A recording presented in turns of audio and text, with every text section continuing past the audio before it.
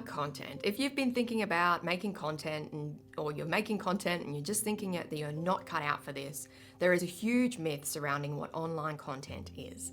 We have drongos that go viral for stupidity and talented artists that get likes but zero commissions from the work that they do. So before you give up on your content marketing journey, please do yourself a favor, because what I'm about to share with you is the reality behind the algorithms and what it means to market your business. See, algorithms are step-by-step instructions that perform specific tasks. That's the definition, that's it. So at its core, we are constantly running our own mental algorithms every single day. Getting out of bed is a prime example of this type of algorithm. There's a defined order of steps that begin with opening your eyes. But when we hear the word algorithm, we think of social media algorithms, right? So the point is that there's a big misunderstanding of what algorithms are. We have the average users who tell us that they're always listening, which is true. Beginners who believe it's against them. You know, how many times do we hear that, I've been shadow banned or the algorithm's against me? And we have creators who want the virality and the addiction that comes with seeking that metrics dopamine high.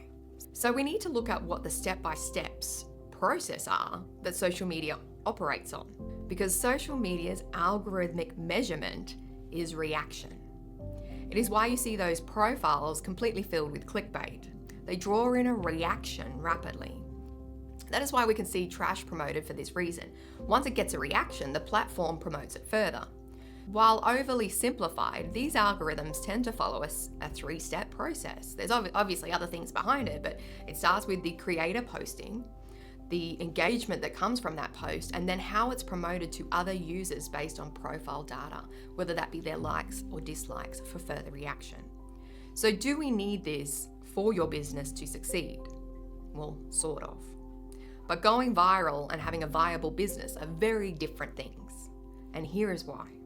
Every post you send out represents your brand. So having followers and earning an income are two very different things. These viral profiles will gain traction, but there's little representation of what they actually do, other than the dodgy links that they have at the top of their profile, hoping people will click on.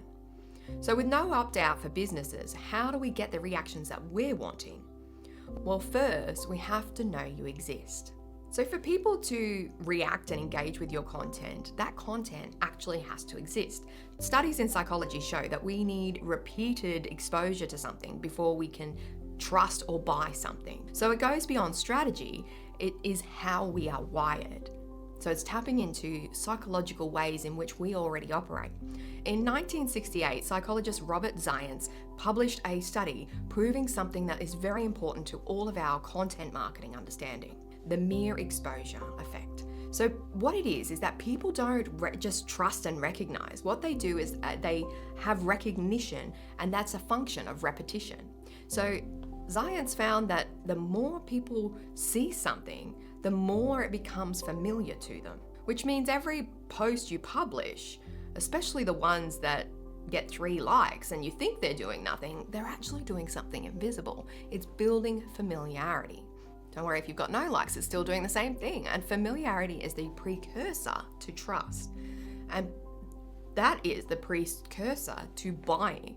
So market research knows that we need a certain amount of touch points, so 7 to 20, or it's gaining in traction. But what that means is they can see your content 7 times. They can get a feel of who you are before they make a purchasing decision.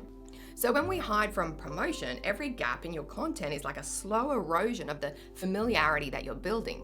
It doesn't get shown to people. So we need to understand in here that if we wait till we feel we have it all figured out, that hiding from promotion and waiting for that certainty, it will never work.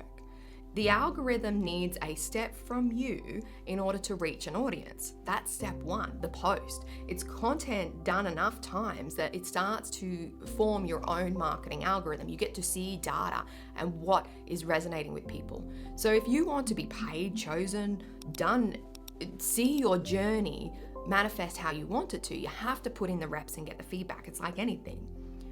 So the online space operates in 2 fundamental pillars. There's content creation and digital marketing.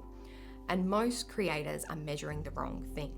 We tend to see a follower account like it's the be and end all, but it has no reflection of a bank balance. We need to start seeing it differently, because the assumption is that those with a big following equals a viable business that's being run perfectly. But we need to dismantle that, because it's not the same as making actual money. Alex Hormozi is a prime example. He built and scaled multiple companies to over 100 million before becoming a major online figure. James Clear, the author of Atomic Habits, is another one. He has sold 25 million copies, but started his journey with a small email marketing group. And then we have Justin Welsh, who has built a one-person business that has surpassed $10 million in an audience smaller than our major celebrities. But what we can learn from this is none of them waited for the numbers to validate them. It wasn't like X amount of followers and now I can launch my business. They promoted to people, and then the platform metrics caught up with them as the word of mouth spread. The virality of what he was doing, when I think of Alex Hormozi, has just gone wild. But he didn't wait to be perfect or ready to start. And that's the biggest takeaway here. Your ready only happens when you start to play the odds. We live in probabilities way more than we realize, from daily choices to unseen circumstances. Everything has a probability. And this probability, when it comes to the online space, doesn't care how talented you are, how long you've been in business. It is just about how this algorithm follows the steps and has the content and the reactions. So probability only really responds to one thing: chance. The chance that your content is there. The mere exposure effect doesn't activate from one post. Hormozi, Clear, and Welsh didn't wait to become an overnight success. It does not work. The algorithm needs to have a step to follow in order for probability to do something. So in order for that to happen, you have to show up. Every post you publish is a step inside an algorithmic journey. It gives the instructions, but it needs something for that to occur. Nobody's content is a masterpiece when they begin.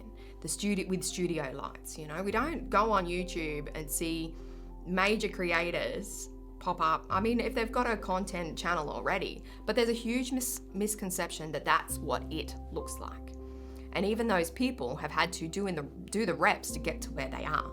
And this can only happen if you focus on the steps that are actually going to leverage you forward, the posts that leverage you forward. See, you only win with probability if you stick around long enough to see what actually works. So we can lean into what we call predictive insights. So predicting insights means that you need to show up now so your future version of you has something to work with. Because results can only be measured when they are processed. I'm going to say that again. Results can only be measured after they are processed when it comes to these algorithms. So you can think of it like this. You're already predicting things every day. You check the weather before you leave the house. You read the room before you speak. You look both ways before you cross the road. You're entering the awareness of the chance of something happening. Prediction is all about the pattern recognition.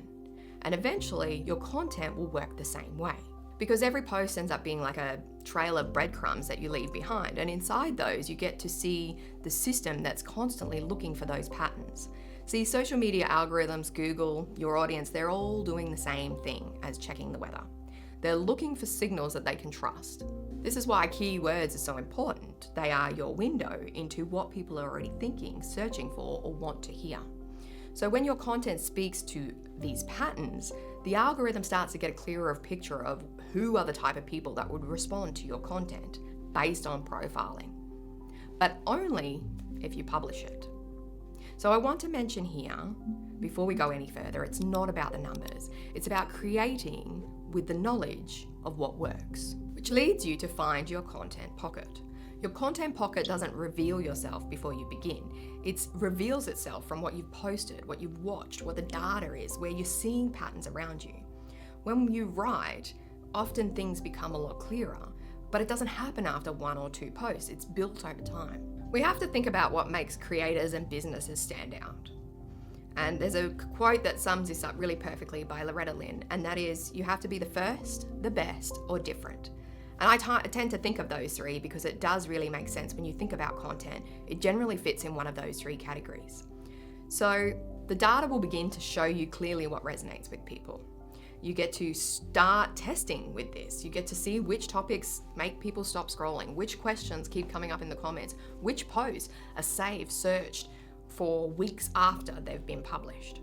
So until you start, you don't know if this is something you want to talk to, if it's a phase, or even if it's something that draws people in. Like, that was something that I really had to work out at the beginning. I was doing things that I didn't really resonate with, nor did the people on the other end. Some did, but you have to think about when you are doing your marketing, it's going to draw in a certain type of audience. And it's okay to get that wrong, because you will just find a different content pocket. But the content pocket or niche will only reveal itself because you did. So what if the post that you've been sitting on for 3 weeks is exactly what someone needs to hear? So we need to stop waiting and start committing. The biggest word here is consistency. Consistency builds trust. There's a bit of an online observation occurring where people aren't falling for the hype of celebrities anymore. We have new creators with bigger followings and higher revenues that people are drawn to, and YouTube creators are even ditching the polished look to go for more conversation. I don't know if you've noticed, but things are starting to seem a lot more every day than they are this pinnacle of that person on the top. But with intention and setup, they're important. But it's not more important than the consistency of showing up for the people who need to hear it. We get so caught up in the panic about creating online content, like being consistent and what others will think of us, and we end up being more focused on ourselves. So the antidote to this is stop sitting on the knowledge you have and put it out to others. When you stop thinking about how your hair looks in the video and start thinking about how urgently someone needs to get the information, then you will make that difference to someone's life. And this is where that crippling perfection leaves, and it becomes more about what it is that can be put out there. And then that sense of purpose arrives. So perfection wins no games. It leads to abandonment of iteration, because the perfection is meant to be, it's fix and polish, right? But it doesn't work that way, especially online. You can have a perfect post, but it's already old to these algorithms. But a message that is continued on and is an advocate over time is a very different position. So a commitment to posting doesn't mean to get caught up in abandoning a content schedule. It is an awareness of this is a perpetual conveyor belt, not for the faint-hearted, but a commitment to showing up so that you can help people with what you offer. You already know something else that someone needs to hear. That person is searching the online right now for the exact same thing that you have lived through. Your only job is to show up consistently enough that they can find you. And we do that by making a commitment to start, but also a commitment to be consistent. Because someone out there needs to hear it, and the only version of you that can help them is the one that showed up. So the question here is not whether it will work, it's to stick to the process and remind yourself why you started. If you made it through to the end of this video, it's because I know that your why runs really deep. And I used to think myself that numbers were the only thing that mattered, but it's simply not the truth. It's what resonates with people. So every piece of content that you send out becomes a data point. And it is over time that those data points reveal a direction. Like anything in life, you have to practice a skill in order to get better. When it comes to content, it's no different. Treat every post like a skill you are building. Let the patterns and feelings show you the way. And the question is not whether it will work. The question is, will you give it the chance to?